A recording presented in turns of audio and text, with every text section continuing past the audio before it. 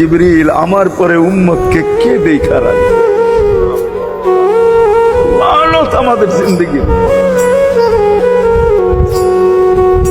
লানত আমাদের জিন্দগির উপরে।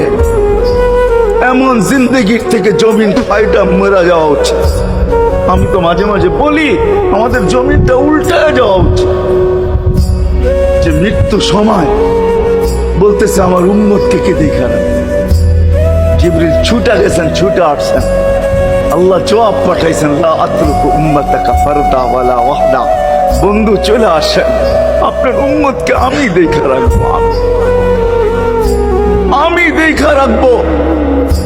হায় হায়, সবাইকে সালাম দিছেন একবার বা দুইবার, সবার দুরুদ পড়ছেন তো আল্লাহ একবার বা দুইবার, সালাম পড়ছেন কোন নবী রসুলের উপরে একবার কি দুইবার।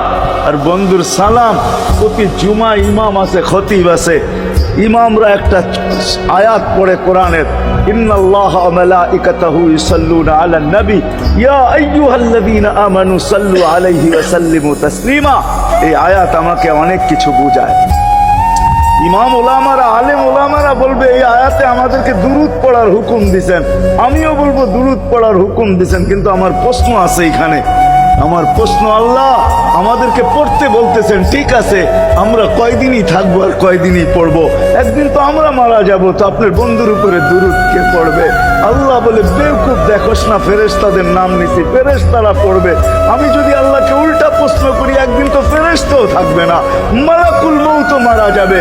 আপনি আরশের নিচে লিখেই রাখছেন, ইন্নী কাতাবতুল মাউতা আলা মান তাহতা আরশি আল্লাযী হাই লা ইয়ামুত ফাহুয়া ফাওকা আরশি।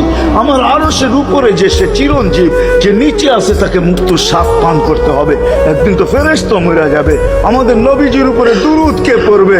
আল্লাহ বলে, গন্ড মূর্খ, তুই দেখোস না প্রথম আমার নামটা আল্লাহ লেখা আছে, ইন্নাল্লাহা, আমি আল্লাহ পড়তে থাকবো, আমি আল্লাহ চিরঞ্জীব, আমার বন্ধুর দুরূদ কখনো বন্ধ হইতে দেই না আর দিব না।